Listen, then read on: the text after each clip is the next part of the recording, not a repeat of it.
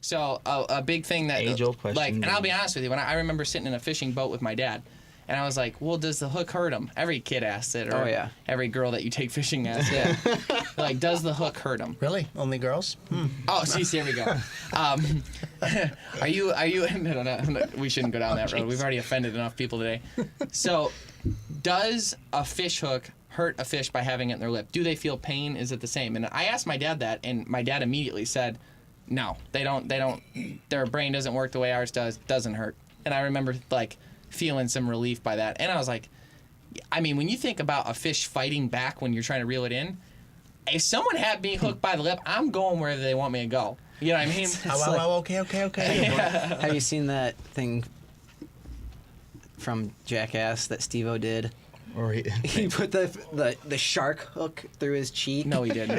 Oh, Yeah. He was sitting on the. They went out into the middle of the ocean. They did they chum the waters? Yeah, Why would you do They that? chummed the waters. He puts a hook himself He was through fishing. his cheek, and they had it connected to a fishing pole, and he's jumped in the ocean. There's sharks swimming all around him with this hook It's in true. his cheek. And we've got Very the true. footage. No. I wish we had that footage. I am all about That's it. insane. I love Steve-O. The thing that I like is while I was looking into this, I get one article that's like 2013, do fish feel pain? No, they don't. 2015, do fish feel pain? You thought wrong, think again. 2018, they do, but not like we do. Like it was so back and forth, and every 2 or 3 years there seems to be a different opinion on some new science that's, so I'm very curious makes to know. sense. How I ended where up you're on it. at. Okay. Well, here's something that's interesting to me. One of the things that they can measure is when you hurt yourself really bad, especially in a bad situation. We won't go through the DMT talk today, but we'll get there eventually. But when you're in pain, your body releases like opioid type stuff. Dimethyltryptamine. Yeah, no. Don't go in there. But it'll release opioids to help you not feel the pain. Like your body releases painkillers. Is it opioids or is it? It's not I don't think that's a some kind word. of natural. They used opioids often in enough articles where I felt comfortable saying it here, but I don't know that I should call it that. So I don't want to call I'm it not that. sure. But our body releases hormones or something. Some substance. That helps take the pain away. Well, fish do the exact same thing. Sure. So that right there is something that tells me something. Now there's 2 experiments. Experiment 1. This was interesting. You put the fish in the fish tank, and they would drop Legos, like a bunch of them, into the fish tank, onto the fish. Now the fish would avoid them and then stay away from them because it's a foreign object that could lead to danger, right? Mm-hmm. Okay, so they duck and dive out of the way. If they injected them with, it's a form of acid, with a needle, that would be painful in their lip or skin or gill or behind the, whatever it might be. They were doing it behind the gill is where they were injecting them. It would be painful, hypothetically, because it would be painful if you put that acid into us, and then did the same experiment. The fish would not dodge out of the way. Meaning, it almost like they were like distracted by their pain. Like if you were in a lot of pain and then like someone's throwing stuff at you, and then you like really hurt your knee and you're sitting there, you're like, oh my gosh, and then people are throwing stuff, you're only kind of getting out of the way then. You're not doing what you would normally do. So the brain, like the fish's body, has repurposed itself to just pay attention to that pain that's going on because there's chemicals being sent there. So what is that?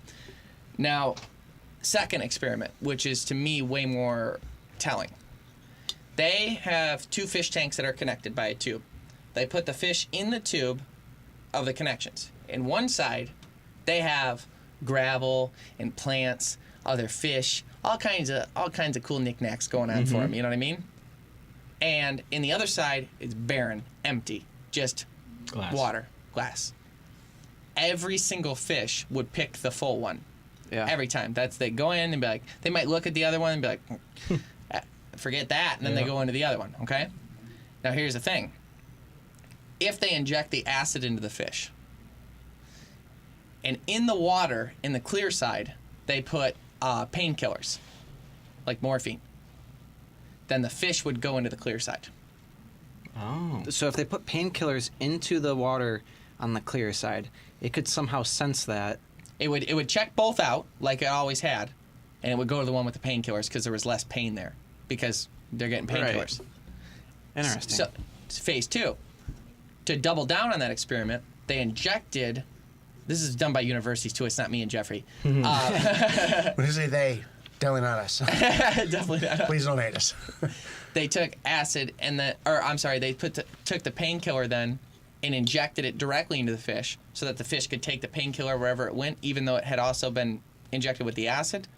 And then it went back to choosing the gravel side, even with the pain. So it wasn't like pain caused it to want to be alone and away from gravel. It was just wherever the painkiller was is where it was going to go. So why would it put so much significance on the painkiller if it didn't feel pain? So those are the two experiments. And I found them to be pretty interesting myself. So my question to you, or I guess reading all the experiments and reading all the opinions and how their cerebral cortexes work and all these different variables, I've arrived at the idea that I believe that they do feel some sort of pain, but it is different than how we perceive it. I don't believe it's as overwhelming based on what chemicals are being sent, and I don't believe it's as significant. I just don't believe it's the same. But I do think there is some form of pain. Yeah. So the question arrives now. Immediately people are like, well, why would you fish? It's like, well, why would you hunt? I'm pretty sure that hurts too. You know what I mean? A bullet hurts too. So you got to it's really hard to not look at the big picture because it's really easy to get chalked up in that and be like, well, why would you fish then? Why would you do that? Although I'll never understand catch and release fishermen. Don't get me started. I don't want to have the debate, but it makes no sense. Why are you going to go, well, they're beautiful. You got to let them go. Well, why are you out there torturing them if you're not going to? That's a good point. I never understood. Yeah. Don't get me wrong. I'll catch a fish and be like, it's not big enough, or it's not the right species, and I'll let it go. But if I catch a keeper that I could consume, why would I go out there unless I'm going to eat it? They feel something, but it's not pain. It's more of a defense mechanism. They know it's bad, and they will naturally avoid that because they don't want to die. Survival, I disagree. All sounding very convincing. I never once have I heard a fish say "ow." Duh. I disagree because of the Lego experiment. To say it's a defense mechanism to try and get away from it, they're less likely to deal with trying to get away from stuff that could hurt them, that's unknown, because they're in pain already. So I just don't agree with that. I think that it is a form of pain. I do. I think it's a distracting pain like anything else. Right. I think they just. I think maybe Jeff slams this thing down. he walks out. Yeah. So because of that, the experiments and how the fish reacted to the experiments is what led me to be there. So what do we do about it? The question there now. Take a big look at the big picture. Like I said, hunting, you want to make the cleanest, most ethical shot. You're shooting a deer. How quick can I put it down without pain? Mm-hmm. You're hunting iguana. How quick can I put it down without pain? If you're hunting anything, how quick can I put it down without pain? You know what I mean? I want this to be a quick, clean thing. It's to be ethical. So in the situation of the fish, I think that one thing, for instance, walleye, what they'll do is when they take walleye out of the water, they'll snip up underneath the gills, where it goes right here. There's a little tube thing, I guess you would say. Yeah, if you snip that, they'll bleed out basically instantly. It just pours out. It's like you put them in the water and they die real fast, so they don't suffer that way. Ice fishing, I think, is a little different because you can nurse them back to life. So you have to. You've seen it. You've seen it now. I've seen you do it. Yeah. So you can nurse them back to life, and you might not always decide, whether you're going to keep them or not. Yeah. And I did read something on that though that you take them, you catch them, and you throw them out on the ice. And I've read several that have said that basically at that point they're so cold that they kind of go dormant. Yeah. But now there's something new, and that was one of the things I found while reading this was that that potentially that's not the case, and it's just that they can't move anymore. So. Yeah. I want to read more amphibian. about that. I didn't come to a conclusion about it, but it was that I think it's potentially worse to just leave them out on the ice without killing them first. Well, you also can still let them go. The other thing is, instead of using a stringer, let's say the stringer is the one that goes through the gill, comes out the mouth. It's a big old string.